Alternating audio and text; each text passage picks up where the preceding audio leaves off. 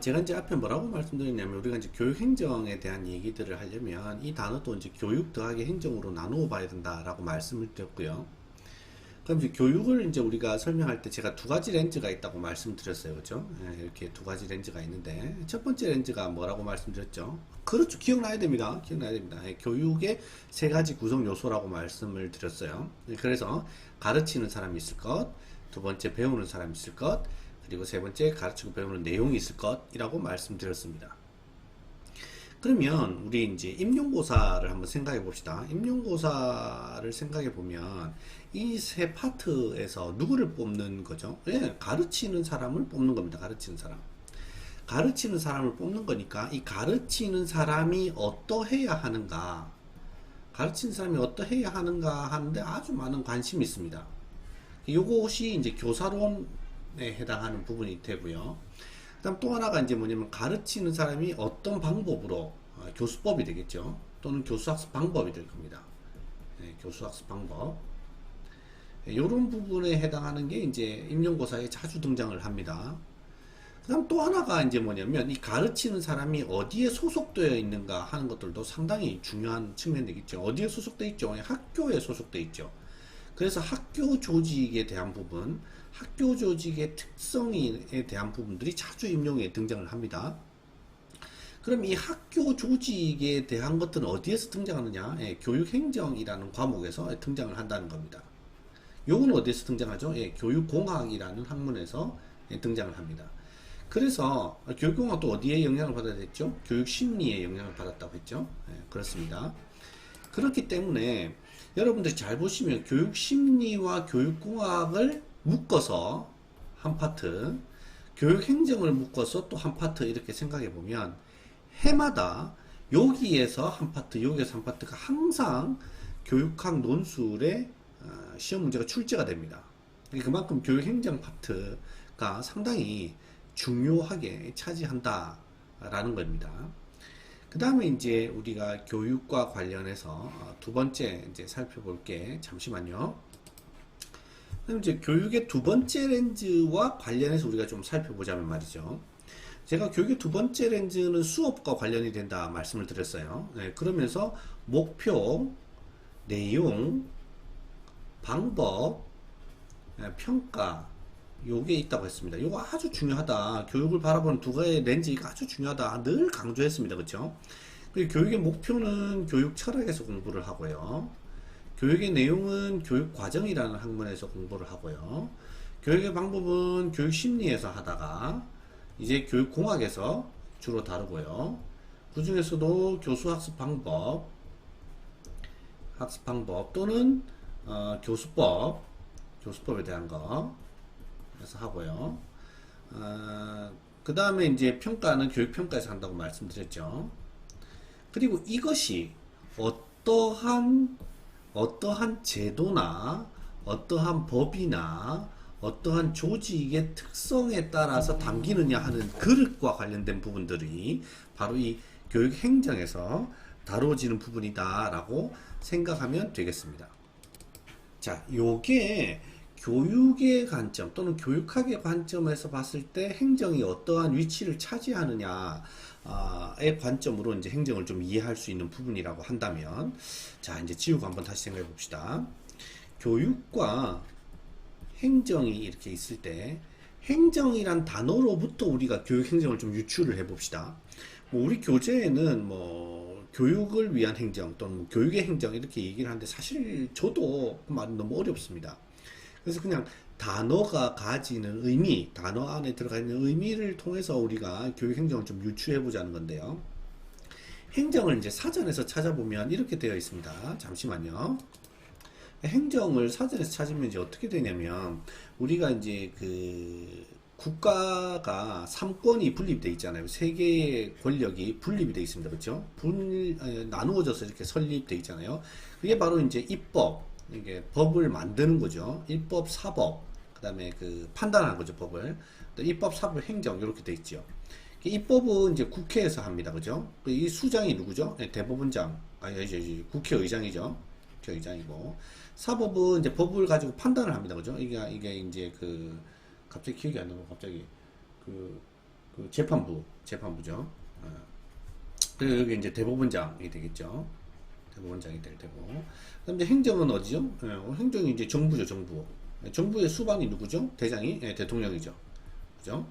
그럼 보면 요 행정이라는 것은 국가가 가지고 있는 세 가지 권력이 있는데 그 중에서 입법과 사법을 제외한 정치 권력, 그것은 이제 행정이다라고 봅니다. 그러면 이제 요런 행정을 우리가 뭐라고 부르냐면 공공의 측면에서의 행정이다 이렇게 부르기 때문에 이거를 공공행정 또는 공행정이다라고 부르기도 합니다. 그러면 공행정이 있으면 반대로 사행정도 있겠죠. 사사로운 행정도 있을 겁니다. 맞죠? 그러니까 이게 사행정 같은 경우는 이제 어떤 게 해당되냐면 회사나 어떤 뭐 조직 뭐 이런 데서 나름의 어떤 정치적인 활동을 할 수 있겠죠. 국가를 다스리는 정치적인 활동 말고요. 그러니까 뭐 회장님이 어떤 뭐 오다를 내린다든지 또는 뭐 부장이 어떤 정치적인 행동을 한다든지 하는 이런 일반적인 조직에서 모든 해당되는 정치적인 행동들 이런 것들을 이제 사행정이다 이렇게 볼 수도 있습니다. 근데 이제 또 다른 측면에서 행정을 이제 좀 바라볼 수 있는데요. 자, 이게 이제 행정이라고 네이버에 치면 이렇게 나옵니다. 여기 제가 이제 블락을 설정해 놨는데요. 여기 이제 사이먼의 우리가 이론 또는 정의를 좀 한번 들여다봅시다. 여기 보면 행정이라는 것에 대해서 어떤 특정의 목적을 달성하기 위해서 두 사람 이상이 모여서 협동하는 행위라고 되어 있죠. 그러면 보세요. 어떤 특정의 목적을 달성하려고 두 사람 이상이 모여서 협동하는 행위라는 것은 두 사람 이상이 모였다는 건 뭐예요? 조직을 이룬다는 말이거든요. 그러니까 특정한 조직에서 특정한 어떤 일정의 조직에서 자기들의 조직이 달성하고자 하는 목적을 달성하려고 협동하는 모든 행위를 행정이다라고 볼 수 있다라고 이제 사이먼이 얘기를 그렇게 한 거예요. 자, 그럼 보세요. 조직이 있어요. 조직이 있고 이 조직의 목적이 있어. 이 조직의 목적을 달성하고 싶은 거야. 달성하고 싶은 거야. 그래서 이 조직원들이 두 사람 이상이 모여가지고 협동하는 거지. 그러면 기본적으로 행정은 무엇을 전제로 한다면요. 조직을 전제로 하는 거예요. 두 사람 이상이 모여가지고 어떤 협의체, 조직체를 만들어가지고 운영되는 모든 곳에는 행정이 존재한다라는 거예요. 그러면 학교라는 공간을 보세요. 교육이 이루어지는 학교라는 공간도 두 사람 이상이 모여 있나요? 그렇죠. 모여 있죠. 학교라는 공간도 특정의 목적을 가지고 있나요? 그렇죠. 목적 가지고 있죠. 아까 이 안경 두 번째 렌즈에서 목표가 있다 했잖아요. 이때 이 목표는 수업의 목표일 수도 있겠지만 그 학교가 달성하려고 하는 목표가 될 수도 있고 그 국가가 달성하려는 목표가 될 수도 있겠죠. 다시 말하면 교육도 일정의 목적과 목표를 가지고 있죠. 그렇죠. 그리고 교육을 하기 위해서 모여있는 사람들이 2인 이상이고 그리고 그들이 모여서 만든 것들이 바로 교육과 관련된 조직체라고 할 수 있죠. 그런 조직체의 대표적인 모습이 학교이죠. 그러니까 학교 안에도 뭐가 존재한다고요? 반드시 행정이라는 것이 존재할 수밖에 없다는 거예요. 그렇기 때문에 학교라는 조직에서 행정이 발생을 하고 반드시 이 2인 이상이 모인 조직체는 목적을 달성하기 위해서 협동적인 행동을 하게 되기 때문에 학교라는 공간에 행정이라는 것이 존재한다라는 거예요. 자, 그러면 봅시다.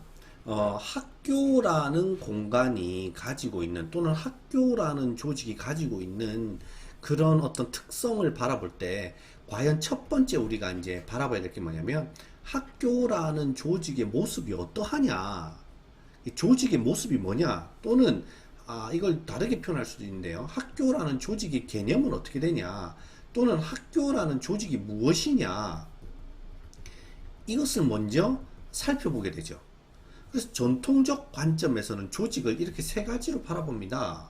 첫 번째는 테일러라는 사람이 얘기하는 과학적 관리론인데요. 이 과학적 관리론이라는 것은 뭐가 이제 자꾸 말을 더듬게 되네. 어떤 것과 관련이 있냐면 교육학에서 바라봤을 때 100% 똑같은 것은 아니지만 거의 유사한 의미로 쓰이는 게요. 과학이나 실증적이라는 거나 검증이 가능하다는 거나 논리적이라는 거나 또는 합리적이라는 것이나 또는 체계적이라는 것이나 구조적이라는 것이나 또는 예측 가능하다는 것이나 뭐 이런 것들이 거의 비슷한 의미로 쓰여요. 그러니까 무슨 뜻이냐면 요렇게 되어 있는 게 있다고 칩시다. 요렇게 되어 있는 통이 있다고 치는데 여기에 더하기 2가 돼 있어요. 그럼 여기 3을 딱 넣어. 3을 딱 넣으면 여기 뭐가 나오겠어요? 5가 탁 튀어나오겠죠. 여기 4 넣으면 뭐가 튀어나와요? 6 탁 튀어나오겠죠. 이렇게 실제 증명 가능하고 검증도 가능하며 앞이 내다 보이는 예측 가능성도 있고 그 다음에 상당히 어떤 절차적이면서 여기 절차적인 게 빠졌네. 상당히 절차적이면서 체계적이면서 앞이 내다 보이면서 딱딱딱 이렇게 왁구가 맞아지는 왁구라는 단어를 써서 좀 그런데 일단 뭐랄까요? 이 아구가 맞아진다고요? 아구라는 말도 맞는 말인가? 아무튼 이렇게 딱딱딱 뭔가 맞물려 돌아가게끔 이렇게 딱 만들어지는 이런 것들을 좀 과학적이다라고 얘기를 해요. 100% 똑같은 말은 아니지만 거의 유사한 의미로 쓰인다고 봐야 돼요. 자, 그러면 산업화 시대 때 컨베이어 벨트에 이렇게 이제 제품이 이렇게 가면 사람들이 앉아가지고 툭탁 툭탁 툭탁 툭탁 이렇게 이제 물건을 만들잖아요. 요렇게 쫙 체계적이고 쫙 절차적으로 가는 거. 그래서 사람들을 그렇게 합리적으로 사람들을 그렇게 과학적으로 관리를 해야 한다. 사람들은 그렇게 관리의 대상이다. 마치 기계의 부품처럼 어떤 제도권에 소속되어 있는 부품처럼 이렇게 이제 바라보는 것이 조직에서 사람을 바라보는 관점이다라는 게 과학적 관리론에 해당하는 겁니다. 그 다음에 이제 관료제론이라는 것은 뭐냐면, 관료제는 이제 어떤, 포지션이 있는 거예요, 포지션이 있고, 이제 위계가 있는 겁니다. 계층이 있는 거죠. 그래서 뭐, 요렇게 돼 있어가지고, 뭐, 위에 회장님이 있고, 그 밑에 뭐, 사장님이 있고, 그 밑에 뭐, 부장님이 있고, 요렇게, 관료, 이렇게 딱, 이렇게, 계층이 딱 나눠져서, 밑에서 위로, 위에서 밑으로, 밑에서 위로, 이렇게, 딱 되는 게 이제 관료제론이다 이런 것이고요. 행정관리론은 이제 마찬가지입니다. 위에 과학적 관리론이나 관료제론을 이렇게 섞어놓은 그런 형태가 대표적인 거라고 이제 볼 수 있기 때문에 요런 조직을 이런 관점에서 바라보는구나 하는 것들을 좀 이제 알면 되겠고요. 그다음에 2번부터 5번까지는 제가 다음 영상에 설명을 해두었죠. 그래서 교육행정이라고 우리가 얘기할 때 행정의 입장에서 바라본다면 행정은 조직 안에서 이루어지는 조직을 전제로 이루어지는 또는 조직 안에서 태동되는 것이기 때문에 조직이 무엇인지 조직을 어떻게 바라보는지 그런 조직에 대한 개념을 명확하게 먼저 짚어야 하는데 그런 조직에 대한 관점이 5가지가 있다. 전통적 관점, 인간관계론, 행동과학론, 체제론, 대안이론이 있고 그 중에서도 이제 전통적인 관점은 3개 과학적 관리론, 관료제론, 행정관리론이 있다. 옛날에 그 임용고사 교육학이 이제 객관식으로 많이 출제될 때는 요 전통적 관점이 아주 자주 시험에 등장을 했어요. 그리고 관료제론이 이제 몇 년 전에도 이렇게 논술형으로 시험이 등장한 이후에도 관료제론이 한번 교육행정 파트에서 등장을 했죠. 그래서 교육행정 파트에서 학교 조직을 바라보는 관점이 이 전통적이냐, 인간관계론이냐, 행동과학론이냐, 체질론이냐, 대안이론이냐 어디에 따라서 이 학교 조직을 바라보느냐 하는 것들 여러분들이 교육행정 시간에 들어가서 좀 구체적으로 정리를 해놓으면 도움이 될 것이다. 오늘은 전체적으로 이제 교육행정의 개론을 다루는 부분이기 때문에 전체 틀거리가 이렇게 이루어지는구나. 교육행정이라는 것이 특히 행정이라는 것이 조직 안에서 태동이 되고 학교 조직도 조직이기 때문에 학교 조직을 바라보는 관점이 이 5개 중에 어디에 해당되는 것이겠구나 하는 것들을 여러분들이 좀 염두에 두고 이 도식을 염두에 두고 여러분들이 나중에 교육행정 공부를 하면 보다 쉽게 접근할 수 있을 것이다. 그리고 우리 교재도 역시 마찬가지로 211쪽에 교육행정의 주요 이론이라고 등장하는데, 그 중에서 이제 조직 이론이 5개가 등장을 하죠. 고전적인 조직 이론, 인간관계론, 행동과학론, 체제론, 대안이론 이렇게 등장하는데, 그 각각 또 안에 보면 조직이란 조직과 관리 과정에 대해서 이렇게 조직에 대한 이야기들을 쭉 하고 있다는 것을 볼 수가 있고요.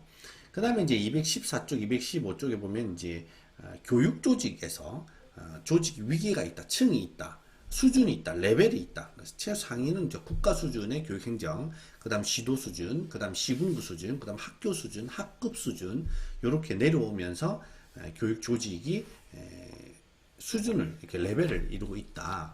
뭐 요렇게 이해를 하면 여러분들 조금 더 쉽게 접근할 수 있지 않을까 하는 생각이 듭니다. 여기까지 이제 교육행정 파트 첫 번째였고요. 두 번째까지 여러분들 좀 이어서 잘 살펴보셨으면 좋겠습니다. 수고하셨습니다. 교육행정이라고 할 때 우리 행정이라는 단어를 좀 생각해 본다고 했죠. 그럼 행정이라는 단어는 어떤 조직이 공동으로 가지고 있는 어떤 목표를 달성하기 위해서 두 사람 이상이 협동하는 행위다라고 얘기했고, 이건 누구 말이라고 했죠? 이거 사이먼이라는 사람이 얘기했다고 얘기했어요. 그렇죠? 예. 그럼 이제 이 내용에 보면 이게 조직을 무엇으로 바라볼 것이냐에 따라서, 또는 조직을 어떻게 바라볼 것이냐에 따라서 행정이라는 것에 대한 의미가 달라지겠죠. 그래서 이제 고전적인 의미에서 봤을 때는 이 인간을 마치 기계나 부품처럼 취급을 해서 합리적이고 과학적이고 체계적이고 논리적이고 실증적이고 예측 가능한 이런 이제 측면의 효율성을 이제 강조한 측면으로 봐서, 요렇게 인간이 조직을 이루는 하나의 구성원이다, 하나의 부품이다, 이렇게 이제 본 거죠. 그런데 이제 그렇게 본 관점에 대해서 반대하고 나타난 입장이 이제 인간관계론입니다. 이게 무슨 소리냐? 조직이라는 것도 결국 사람이 모여서 만든 그 공동체, 또는 사람이 모여서 이렇게 만들어진 것인데, 그럼 사람과 사람 사이의 관계가 어떠하냐를 봐야 된다. 이게 이제 대표적인 게 이제 호손 실험이라는 게 있습니다. 여러분 나중에 호손 실험은 시험에 아주 자주 등장합니다. 기말고사에 등장할 가능성이 높아요. 그래서 호손 실험을 나중에 검색해서 꼭 한번 보시기 바랍니다. 그래서 이제 인간관계로는 이 조직을 사람 대 사람과의 관계로 본 거다라는 게 이제 인간관계론이고요. 이제 세 번째 조직을 바라보는 관점을 등장했는데, 이게 뭐냐면 이제 우리 교재에서 보면 이제 행동과학론입니다.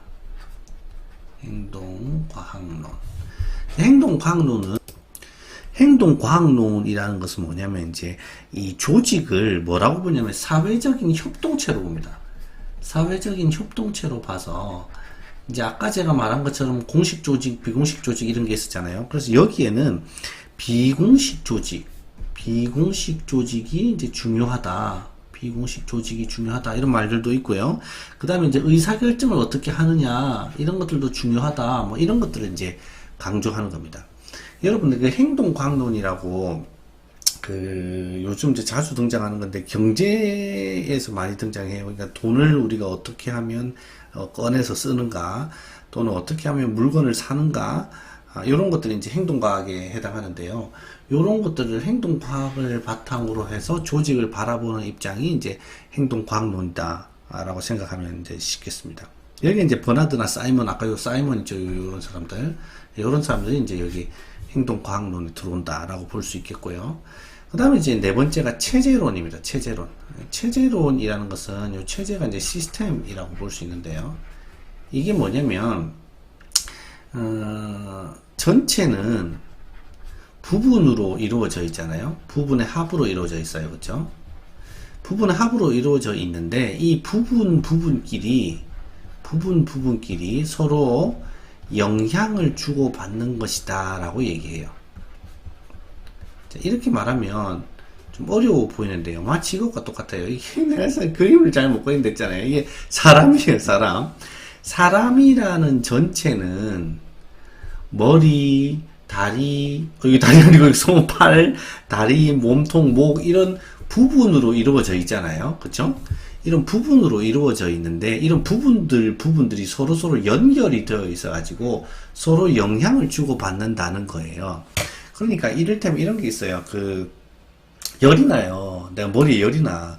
열이 나가 병원에 갔더니 목이 부은 거예요. 그러면 목이 부었으면 목에 열이 나야 되는데 머리에 열이 나잖아요. 이게 사람의 부분과 부분이 서로 연결되어 있어서 서로 간에 영향을 주는 거예요. 내가 실연을 당했어. 여친한테 차인 거야. 그래서 가슴이 너무 아파. 너무 슬퍼. 근데 몸살을 앓잖아요. 그게 뭐냐면 나의 정신세계가 내 실연의 아픔이 내 몸과 이렇게 연결되니까 온몸이 반응을 하잖아요. 이런 것처럼 인간의 몸이 여러 가지 부분으로 이루어져 있지만 그 부분들이 서로서로 영향을 주고받는 것, 이것을 체제다, 시스템적이다 라고 표현해요. 시스템적이다. 그러면 조직을 한번 우리 살펴봐요. 조직을 살펴보면요, 아까 이제 그 관료제로 따지면 사장이 있고, 그 다음에 부장이 있고, 그 밑에 뭐 팀장이나 과장이 있고, 그 밑에 부원이 있다고 쳐요. 이런 부분들로 이루어져 있는데, 체제론에서는 요들 사이에 서로 영향을 주고받기 때문에, 연결되어 있어서 영향을 주고받기 때문에 이런 전체적인 관점에서 바라보아야지 조직이 이해가 된다라는 게 바로 체제론이에요. 여기까지 조직을 바라보는 입장이 고전적 조직 이론이 있고, 인간관계론이 있고, 행동과학론이 있고, 체제론이 있고, 그 뒤에 잠시만요, 지우개를 좀 지울게요. 그 뒤에 이제 우리가 이제 대안이론이라고 해서, 이 대안이론은 1번부터 4번까지, 그러니까 고전적 조직이론, 인간관계론, 행동과학론, 체제론 등을 다 반대하면서 등장하는 거예요. 그러니까 뭐겠어요? 전체적인 것들을 관심 없어 하고 부분적인 것에 관심 있어 하는 것, 또는 구성주의라든지 포스트 모더니즘이라든지 그 다음에 여성 중심이라든지 비판 이론이라든지 사회학에서 말하는 갈등주의라든지 또는 해석학적 관점이라든지, 갈등주의는 해당하지 않겠네요. 해석학적 관점이라든지 이런 것들을 조금 더 받아들여서 조직을 바라보려는 시야들, 그런 시각들이 대안이론에 해당한다라고 보면 되겠어요. 자, 그러면 정리를 해봅시다. 교육행정이라는 단어를 우리가 바라볼 때 먼저 행정이라는 단어에서 우리가 좀 그 의미를 유추해 본다면, 행정이라는 단어는 조직을 전제로 하게 되고, 그렇기 때문에 이 조직을 어떤 관점에서 바라볼 것인가 하는 게 아주 중요하기 때문에 우리 교재에는 이 조직을 바라보는 큰 5가지의 뼈대가 나왔어요. 고전적인 거, 인간관계를 중심으로 하는 거, 행동과학을 중심으로 보는 거, 체제를 중심으로 보는 거, 대안적인 부분, 이렇게 5가지를 볼 수 있는데, 여기까지는 일반적인 행정의 조직이에요. 그쵸? 그러니까 이 일반적인 행정의 조직이 아니라 이것들이 학교에 적용된다면, 또는 교육 공동체에 적용된다면 어떤 의미를 자아낼 것인가 하는 것이 교육행정이라고 바라볼 수도 있다는 거예요. 그래서 임용고사에서는 이런 행정의 조직 체계를 전통적인 행정학에서 바라보는 이 조직론, 이 조직의 어떠한 유형을 학교라는데 또는 교육이라는데 빗대어서 설명하는 것이 이제 하나의 큰 줄기가 되겠다라는 겁니다. 자, 그러면 이제 우리가 보면 교육행정이 조직을 중심으로 하기 때문에 이 조직이 뭐냐 하는 것에 따라서 이렇게 5가지로 나눌 수 있다고 얘기했죠. 그렇죠? 그 다음에 조직의 레벨, 즉 수준, 즉 층이 어떻게 되느냐 하는 것들도 나누어 볼 수 있어요. 그러니까 우리 보통 이제 게임 같은 거 하다 보면 뭐 중수, 하수, 중수, 고수 이렇게 수준을 나눌 수 있잖아요. 이게 레벨이잖아요. 1레벨, 2레벨, 3레벨 하듯이. 그 1층, 2층, 3층 이런 개념이랑 똑같거든요. 근데 일반적인 조직의 레벨, 일반적인 조직의 수준, 일반적인 조직의 층은 아까 이제 회사에서 보면 이렇게 볼 수 있죠. 뭐 대표이사, 뭐 이사, 뭐 부장, 뭐 과장, 팀장, 사원 이렇게 볼 수 있듯이 교육 조직도 여기 교육 조직도 레벨이 있는데 그 레벨을 보통 이렇게 네 가지로 볼 수 있다는 거예요. 중앙정부 차원에서의 교육 조직이 뭐가 있겠어요? 교육부가 있죠. 그죠? 지방정부 차원은 뭐가 있겠어요? 이게 다시 두 가지로 나뉘는데, 시도 수준의 교육청이 있을 수 있고, 그죠? 교육청이 있을 수 있고, 시, 군, 구 수준의 교육청이 있을 수 있어요. 부산으로 따지면 이게 부산시 교육청이고, 그죠? 부산시 교육청이고, 요 밑에가 뭐 해운대 교육청이라든지, 또는 뭐, 서구 교육청이라든지, 동네 교육청이라든지, 요런 게 이제 나눌 수가 있겠죠. 그럼 학교 조직에는 뭐가 있겠어요? 교무부 뭐 이런 것들이 있을 수 있겠죠. 교무부라든지 우리 교재에는 이제 뭐가 나오냐면 교육 지도 조직 이렇게 나오죠. 교육 지도 조직, 그 다음에 뭐 교무 분장 조직, 그 다음에 운영 조직 이런 것들이 나오죠. 여러분들한테 시험에 나온다면 뭐가 많이 나오겠어요? 이거 많이 나온다고, 이거 임용고사에 이거 많이 나온다고. 아주 중요하게 봐야 돼요. 학급에서는 뭐가 있겠어요? 담임교사, 그 다음에 뭐 학급에도 뭐 반장, 부반장 뭐 이런 것들 있을 수 있겠고, 그죠? 이런 것들 이제 생활지도라든지 뭐 교과지도라든지 이런 것들이 이제 등장을 하겠지만, 가장 많이 등장하는 건 이제 학교 부분이 어떤 구성으로 되어 있느냐, 이런 것들 아주 이제 임용에도 자주 등장하고 앞으로도 등장할 가능성이 높은 것들이라고 볼 수 있겠죠. 요까지가 이제 조직이 무엇이냐, 특히 이제 교육행정에서의 조직의 레벨은 어떻게 되는 것이냐라는 것들을 이제 나눠서 생각해 본 것이라면요. 그 다음에 이제 교육행정에서 우리가 중요하게 바라보는 게 뭐냐면, 교육행정의 주요한 특징이 뭐냐, 이런 겁니다. 그러면 요거는 교육행정의 주요한 특징이 뭐냐는 것은 교육행정 조직이 가지고 있는 고유한 특성이 뭐냐 하는 것들을 좀 연구해 보는 겁니다. 여기 이제 첫 번째 등장하는 게 리더십 이론입니다. 학교장의 리더십 같은 것들이죠. 또는 교사의 리더십 같은 것들이죠. 그래서 이 리더십 이론도 아주 자주 등장합니다. 리더십이 무엇이냐, 학교 조직에서 리더십은 어떻게 발휘되는 것이 좋으냐, 교사로서의 리더십이 어떻게 발휘되는 것이 좋으냐, 뭐 이렇게 이제 얘기할 수 있습니다. 요게 이제 최근에는 리더십이라는 말이 이제 등장하지만 얘는 지도성 이론하고도 많이 이제 유사합니다. 어떤 때는 지도성 이론이다 이렇게 이제 얘기하기도 하고, 또 어떤 때는 이제 리더십 이론이다 이렇게 표현하기도 하는데, 뭐 거의 뭐 비슷하다라고 생각하면 좋겠습니다.